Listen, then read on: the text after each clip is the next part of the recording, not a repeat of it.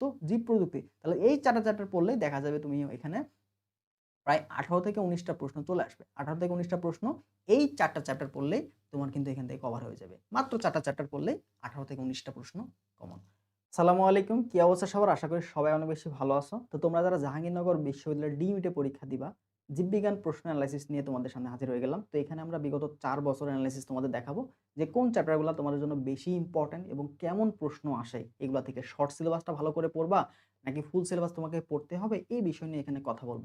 তো অবশ্যই যারা জাহাঙ্গীরনগর ডিগ্রিতে পরীক্ষা দিবা তারা বায়োলজি প্রিপারেশনটা কিন্তু তোমার জন্য খুবই ইম্পর্টেন্ট। এখানে 44টা মার্ক তোমার কিন্তু আছে। তো অবশ্যই খুব সুন্দর মতো তোমাকে এনালাইসিস করে পড়তে হবে।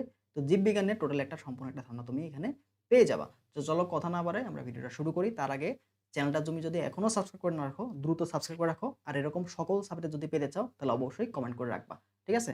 আচ্ছা আসো জীববিজ্ঞান প্রথম পত্র নিয়ে আমরা প্রথমে কথা বলি। তো জীববিজ্ঞান প্রথম পত্র থেকে তুমি যদি বেশ কিছু চ্যাপ্টার আমাদের দেখো, মার্ক করে রাখছি তবুও তোমাদের দেখাই। দেখো আমাদের প্রথমে আমাদের আছে কি কোষ ও গঠন। ঠিক আছে? আমরা প্রথমে শর্ট সিলেবাসটা রেখে পরবর্তীতে আমরা আমাদের ফুল সিলেবাস চ্যাপ্টারগুলো নিয়েছি। তো কোষ ও এর গঠন এখান থেকে দেখো 24-25 সেশনে 6টা প্রশ্ন আসছে, 23-24 সেশনে 6টা প্রশ্ন আসছে, 22-23 সেশনে 6টা প্রশ্ন আসছে, 21-22 এখান থেকে প্রশ্ন আসছিল না। তো আমাদের রিসেন্ট ইয়ারের প্রশ্ন 22, 23, 24 এই ৩টা বছর আমাদের জন্য সবচেয়ে বেশি ইম্পোর্টেন্ট। কেন? কারণ এই ৩ বছরে আমাদের পরীক্ষা কিন্তু এইচএসসি পরীক্ষা শর্টে বা 21 থেকেই শুরু হয়েছে শর্টে পরীক্ষা।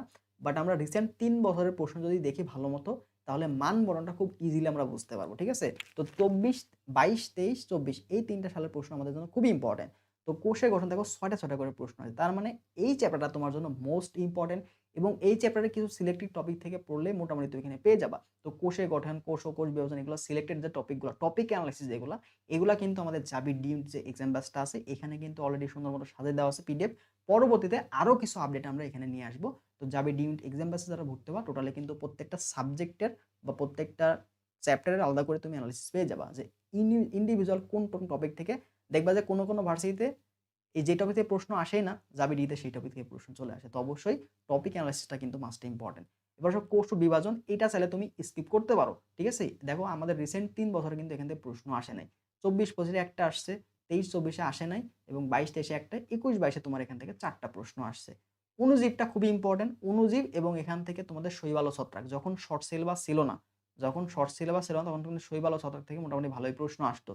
মানে তোমাকে 24, 25, 23 হবে ২ টাতে কিন্তু বলে দিয়েছিল। 24-25 এ বলে দিয়েছিল এবং যে এখানে শর্ট সিলেবাসে পরীক্ষা হবে। ঠিক আছে? শর্ট সিলেবাসে পরীক্ষা হবে বলে দিয়েছিল।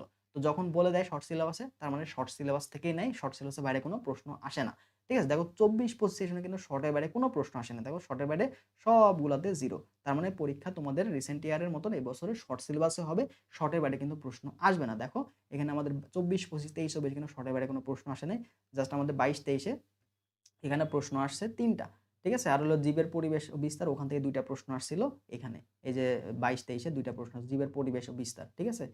আচ্ছা তাহলে দেখো আমাদের অণুজীব থেকে প্রায় 4টা প্রশ্ন আসছে 24-25 এ, 23-24 এ 6টা এবং 22-23 এ 1টা। তো রিসেন্ট এগুলো দেখি আমরা অণুজীবটা আমাদের জন্য কিন্তু অনেক গুরুত্বপূর্ণ। এখান থেকে ৩ থেকে 4টা প্রশ্ন তুমি পাবাই। যদি শর্ট সিলেবাসে প্রশ্ন আসে তাহলে শর্ট সিলেবাসে আসবে। তার মানে শর্ট সিলেবাসের জন্য তোমার কিন্তু এই চ্যাপ্টারটা অনেক বেশি গুরুত্বপূর্ণ। কোষ ও কোষের গঠন, অণুজীব এই ২ টা যদি ভালো করে পড়ো দেখবা যে এখান থেকে 10 মার্ক তোমার চলে আসছে। 10 টা মার্ক চলে আসবে এখান থেকে। ঠিক আছে?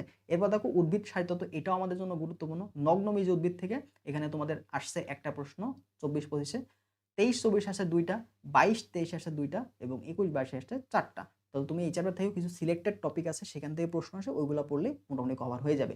উদ্ভিদ সাহিত্যতত্ত্বটা মোস্ট ইম্পর্টেন্ট। এখান থেকে দেখো 24-25 এ 4টা প্রশ্ন আসছে, 23-24 এ 5টা প্রশ্ন আসছে, 22-23 এ 3টা প্রশ্ন আসছে এবং 21-22 এ 8টা প্রশ্ন আসছে। 8টা প্রশ্ন আসে। তার মানে তুমি যদি দেখো কোষ ও কোষের গঠন, উদ্ভিদ সাহিত্যতত্ত্ব, জীব প্রযুক্তি এই 3টা চ্যাপ্টার পড়লেও তোমার মোটামুটি 14 থেকে 15 মার্ক কিন্তু কমন চলে আসবে। তার মানে মাত্র 3টা চ্যাপ্টার, 3টা চ্যাপ্টার তুমি যদি ভালো করে পড়ো তাও তোমার দেখবা যে একটা ভালো একটা মার্ক তুমি কিন্তু এনশিওর করতে পারো। 22 এর মধ্যে প্রায় 14টা প্রশ্ন তোমার চলে আসছে। 13-14টা প্রশ্ন চলে আসছে 3টা অধ্যায় থেকে। ঠিক আছে? আচ্ছা এরপর আসো টিস্যুতন্ত্র এখান থেকে তোমাদের 24-25 এ 2টা প্রশ্ন আসছিল, 23-24 এ একটা প্রশ্ন আসছে এবং 22-23 এ তোমাদের একটা প্রশ্ন আসছে। 21-22 এ যদি আমরা দেখি সেখানে 4টা প্রশ্ন আসছে। 21-22 এ তোমাদের ফুল সিলেবাসে পরীক্ষা হয়েছিল। ঠিক আছে?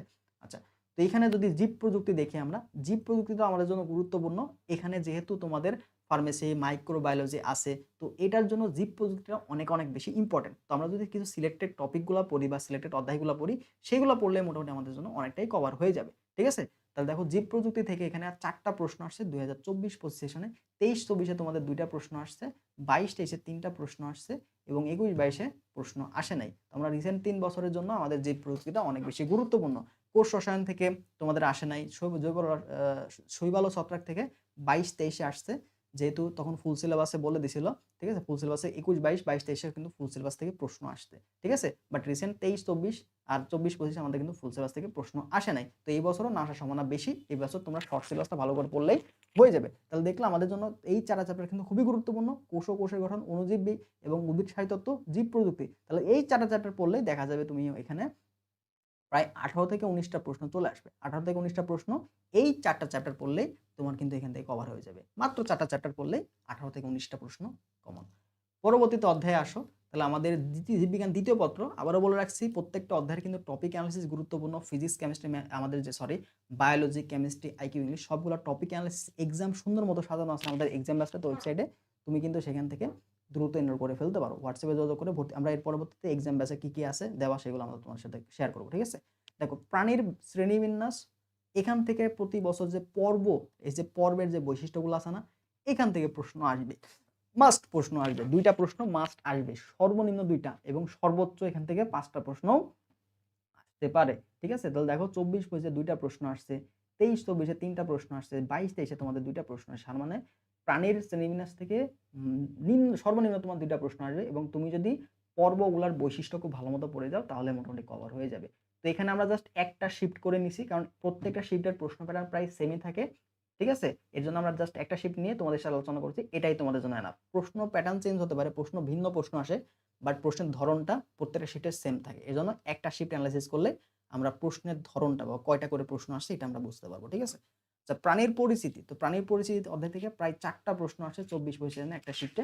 তারপর দেখো ২৩-২৪ এ তোমাদের আসছে প্রায় ৪ টা প্রশ্ন। তার মানে প্রাণীর পরিচিতিটা দ্বিতীয় পত্রের জন্য একটা হটস্পট। এখান থেকে মাস্ট প্রশ্ন আসবে মিনিমাম ৪ টা প্রশ্ন। দেখো প্রত্যেক বছরই ৪ টা করে প্রশ্ন আসছে প্রাণীর পরিচিতি থেকে। হাইড্রা থেকে প্রশ্ন আসে, রুই মাছ থেকে প্রশ্ন আসে, ঘাস ফড়িং থেকে প্রশ্ন। তার মানে হিউজ টপিক কিন্তু এখানে দেওয়া আছে। ঠিক আছে? তাহলে প্রত্যেকটা টপিকই তোমার জন্য ইম্পর্টেন্ট। হাইড্রা, ঘাস ফড়িং, রুই মাছ ৩ টা টপিকটা থেকে প্রশ্ন আসে।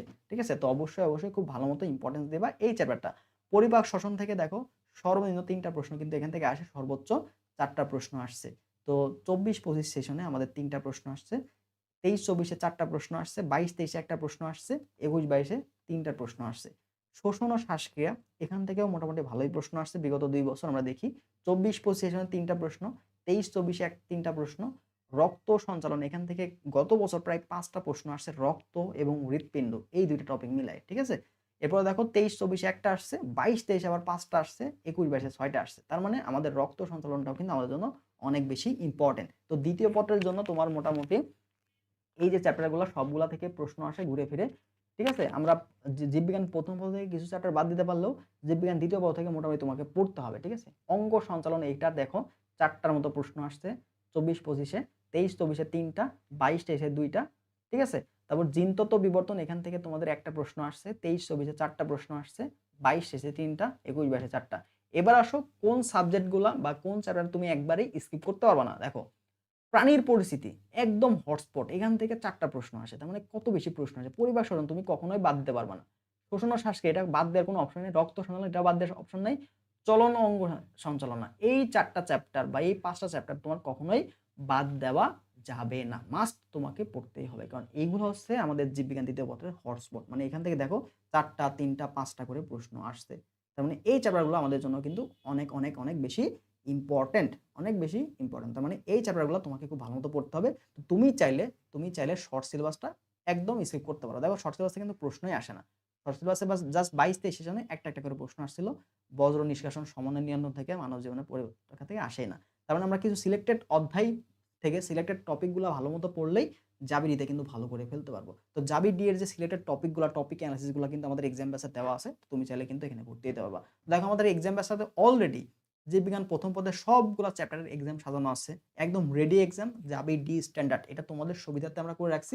২-৩ দিনের মধ্যে আমরা এটা সাজায় রাখছি যেন তোমরা এই শেষ মুহূর্তে এসে এক্সামগুলা দিয়ে তোমার মতো প্রিপারেশন নিয়ে তুমি কভার করে ফেলতে পারো। কারণ এই মুহূর্তে তোমাকে একটা তুমি কিন্তু একটা সাবজেক্ট ধরে শেষ করতে পারবা না। বা একটা সাবজেক্টের একটা চ্যাপ্টার সময় নেই। তোমাকে অবশ্যই ১ থেকে ২ টা চ্যাপ্টার শুরু করতে হয়। হয়তো তুমি আজকে বায়োলজি পড়লা, বায়োলজি, কেমিস্ট্রি একটা চ্যাপ্টার পড়লা বা বায়োলজি ইংলিশে পড়লা। তো তোমার সুবিধার্থে তোমার সুবিধা মতো তুমি যেন এক্সাম দিতে পারো, এজন্য আমরা ওয়েবসাইটে আগে থেকে এক্সামগুলো সাজায় রাখছি। ঠিক আছে? তো দেখো প্রত্যেকটা চ্যাপ্টারে একদম ফুল সিলেবাস আমরা এক্সাম রাখছি। ঠিক আছে? Full syllabus.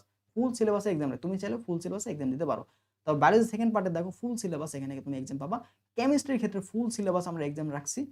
ঠিক আছে? কেমিস্ট্রি সেকেন্ড পার্টের ক্ষেত্রে ফুল সিলেবাস। ইংলিশে দেখো অল টপিক, ইংলিশের জন্য যে টপিকগুলো ইম্পর্টেন্ট প্রায় ২০ টার মতো টপিক আমরা কিন্তু এখানে এক্সাম নিয়ে রাখছি। এরপরে আমাদের আইকিউ এক্সাম থাকবে। এছাড়া আইকিউ ক্লাসও তোমাদের দেওয়া থাকবে। ওয়েবসাইটে তোমাদের টপিক অ্যানালিসিসগুলোও কিন্তু সাজানো আছে। সেগুলো তুমি দেখে কিন্তু প্রিপারেশন একদম 100% প্রিপারেশন তুমি যাবে ডিএনএর জন্য নিতে পারো। এছাড়া আমাদের টেলিগ্রাম গ্রুপে তুমি যেকোনো সময় তোমার যেকোনো সাবজেক্টে যেকোনো প্রবলেম তুমি আমাদের সাথে শেয়ার করে সেটা ডিসকাস করতে পারো। তো এখানে তোমার গাইডলাইনের জন্য অবশ্যই আমাদের টেলিগ্রাম সাপোর্ট গ্রুপ থাকবে। তো এই টেলিগ্রাম গ্রুপে তোমাদের যে সকল প্রবলেম হবে তো তুমি এখানে টেলিগ্রাম গ্রুপে প্রবলেম ডিসকাশন করে নিতে পারবা এবং আমাদের প্রয়োজনীয় সকল গাইডলাইন তুমি কিন্তু এখানে পেয়ে যাবা। ঠিক আছে? আমরা প্রতি সপ্তাহে এখন হচ্ছে লাইভ সেশন দিচ্ছি। এখানে তোমাদের প্রবলেমগুলো তুমি আমার সাথে শেয়ার করে তুমি কিন্তু একটা গাইডলাইন পাবা। ঠিক আছে? তো যাবে ডিএনএর এক্সামে যারা ভর্তি হবা আমাদের যে হোয়াটসঅ্যাপ নাম্বার দেওয়া আছে এটাতে যোগাযোগ করলেই তোমাদের ডিটেইলস জানাই দিয়ে তোমাদের ভর্তি হতে হবে। এটাতে ফি কিন্তু খুবই কম, মাত্র ৳২৫০ দিয়ে তুমি ভর্তি হবে। মাত্র ৳২৫০ দিয়ে তুমি যাবে ডিএনএর এক্সামের সাথে ভর্তি হতে পারবা। একদম ওয়েবসাইটে সুন্দর মতো এক্সাম দিতে পারবা। এক্সামের ব্যাখ্যাগুলো দেওয়া আছে, কয়টা ভুল হচ্ছে না হচ্ছে সবগুলো সুন্দর মতো ওয়েবসাইটে এক্সাম তুমি দিতে পারবা। ঠিক আছে? ডেমো এক্সাম দেওয়ারও সুযোগ আছে। তো তুমি হোয়াটসঅ্যাপে যোগাযোগ করে ডেমো এক্সাম দিয়েও যাচাই করতে পারো। ঠিক আছে? তো এই ছিল মূলত আমাদের এনালাইসিস গুলা। আর এটার পিডিএফটা আমাদের টেলিগ্রাম গ্রুপে দিয়ে দিব অথবা আমাদের কমেন্ট সেকশনে দেওয়া থাকবে। তুমি চাইলে পিডিএফটা কালেক্ট করে রাখতে পারো তোমার জন্য। তো ভালো থাকো সবাই। পরবর্তীতে তোমরা কোন চ্যাপ্টারটা বা কোন সাবজেক্টের এনালাইসিস চাচ্ছ, বাংলা, ইংরেজি না আইকিউ না কেমিস্ট্রি, সেটা অবশ্যই জানাবা। তো আশা করি এই এনালাইসিসটা দেখে তোমাদের একটা কনফিউশন ক্লিয়ার হলো যে আমাদের কোন চ্যাপ্টারগুলোতে বেশি ইম্পর্টেন্স দেওয়া দরকার, কোন চ্যাপ্টারগুলো আমি চাইলে বাদ দিতে পারবো। ঠিক আছে? তো এইভাবে কিন্তু এনালাইসিস করে পড়াশোনাটা করতে হবে অল্প সময়ে যদি ভালো কিছু করতে চাও। তো তার জন্য আমাদের এক্সামের সাথে তোমরা ভর্তি হতে পারো। তো ভালো থাকো সবাই। দেখা হবে পরবর্তী ভিডিওতে। আল্লাহ হাফেজ।